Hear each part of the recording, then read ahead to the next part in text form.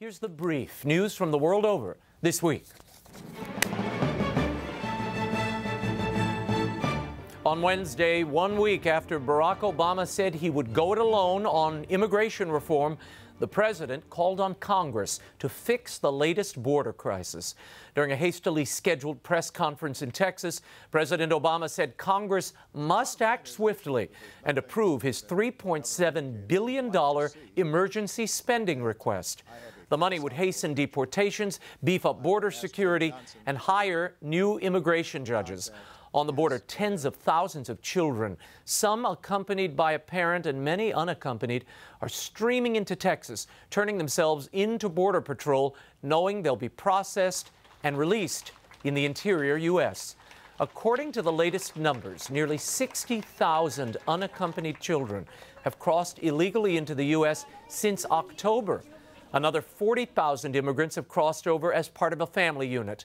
The exodus, mostly from Central America, has overwhelmed the U.S. Border Patrol, according to senior administration officials. While the president continues to press for his $3.7 billion in emergency aid, Republicans are balking. Arizona Senator John McCain said the president's request would just perpetuate an unacceptable humanitarian crisis. House Speaker John Boehner was non-committal about bringing the spending measure to a vote. He said, if we don't secure the border, nothing's going to change. More about the border crisis in our next segment. And Israel dramatically escalated its aerial assault on Hamas targets in the Gaza Strip on Thursday. And neither side is showing any sign of stopping in the heaviest fighting since late 2012. Israel says that Hamas must cease rocket fire before it considers a truce. Militants have launched hundreds of rockets, striking the full length of Israel.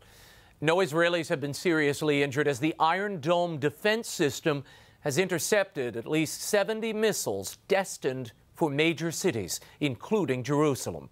Palestinians are reporting that Israeli strikes in Gaza have killed at least 85, including civilians. Meanwhile, 20,000 Israeli reservists have mobilized for a possible ground operation into Gaza. And the jihadist group formerly known as ISIS is leaving a trail of destruction across Iraq's Nineveh plains, now known simply as Islamic State. These militants are destroying mosques, churches, and other religious sites as they go about establishing a Sunni caliphate. The Associated Press has confirmed statements and photographs from the extremist group's website showing the destruction of the houses of worship, including the tomb of the prophet Jonah. The photos were posted under the headline, "Demolishing Shrines and Idols in the State of Nineveh." The situation has become critical for the Christian population there. From Baghdad, Chaldean Patriarch Louis Raphael Sacco told Reuters, "The next days will be very bad. If the situation doesn't change, Christians will be left with just a symbolic presence in Iraq. If they leave, their history is finished." End quote. And in the Central African Republic, an attack by Muslim rebels at a Catholic church compound has left at least 26 dead and another 30 wounded. Rebels stormed St. Joseph Cathedral of Bambari on Monday. The compound houses thousands of displaced civilians who fled from rising sectarian violence. Residents say the rebels launched the attack in retaliation for the killing of a young Muslim man. They also accused church officials of supporting Christian militia fighters. Some good news from Nigeria. More than 60 girls and women abducted by Boko Haram 2 weeks ago have escaped. According to reports, the escape took place while their captors were engaged in a major attack on a military barracks and police headquarters. Unfortunately, 219 of the 276 schoolgirls abducted in April are still missing. The Nigerian government asked for patience, saying Monday it was moving closer to finding the girls. And the church's long road of reparation and repentance for the clerical sex abuse scandal continued this week. On Monday, Pope Francis held lengthy individual meetings with 6 abuse victims, asking their forgiveness and promising accountability. During a private mass, the Holy Father addressed the victims directly, saying, quote, "I express my sorrow for the sins and grave crimes of clerical sexual abuse committed against you, and I humbly ask forgiveness. I also beg your forgiveness for the sins of omission on the part of church leaders who did not respond adequately to accusations of abuse made by family members as well as abuse victims," end quote. He went on to say that the abuse has had a toxic effect on faith and hope in God, but added that the presence of the abuse victims speaks of a miracle of hope which prevails against the deepest darkness. And the Vatican announced this week plans to restructure its beleaguered financial system. Cardinal George Pell, prefect of the newly created Secretariat for the Economy, outlined the overhaul of the Vatican Bank, the Holy See Pension Fund, and its treasury. In short, the reform centralizes accountability and provides transparency, as well as internal checks and balances. Cardinal Pell told Boston Globe's John Allen that the ambitious reforms of the Vatican's financial operations are designed to be boringly successful in order to get them off the gossip pages.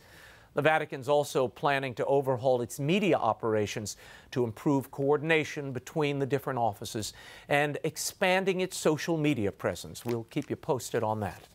Well, they might as well call it the Pontifical World Cup, as the respective homelands of Pope Francis and Pope Benedict will face off on Sunday in the World Cup Championship. Germany made it to the finals after thumping host country Brazil 7-1 on Tuesday. Argentina slipped past the Netherlands on penalty kicks on Wednesday. And the Twitterverse has been having a bit of fun with the papal connections. Here's a cartoon of the popes watching the match together with their favorite beverages. Here they are discussing whether they have cable TV with Archbishop Georg Gonswain, who makes a cameo as a FIFA referee. And this shot reveals what the two popes are really praying about. Alas, it appears there is no World Cup papal rivalry. Francis and Benedict will not likely be watching the match on a jumbotron in St. Peter's Square. Vatican spokesman Father Federico Lombardi downplayed all the chatter, saying Pope Francis might want to watch the final since he's an avid soccer fan. As for Pope Emeritus Benedict, a source told the press agency of France it's really not his thing. He's never been able to watch a football match from beginning to end. You see, I can sympathize with Pope Benedict. I mean, if the Saints aren't playing, you know, I'm watching a Sinatra DVD. Before we go, I'm happy to announce our winners of the Kerman Durman and the Relic of Perilous Falls Early Reader Contest. We posted all of those names, all the winners, on the website, RaymondArroyo.com. In the meantime, the rest of you can pre-order this hilarious supernatural adventure for kids young and old. Kerman Durman and the Relic of Perilous Falls is available from the EWTN catalog, Amazon, BarnesandNoble.com, wherever books are sold.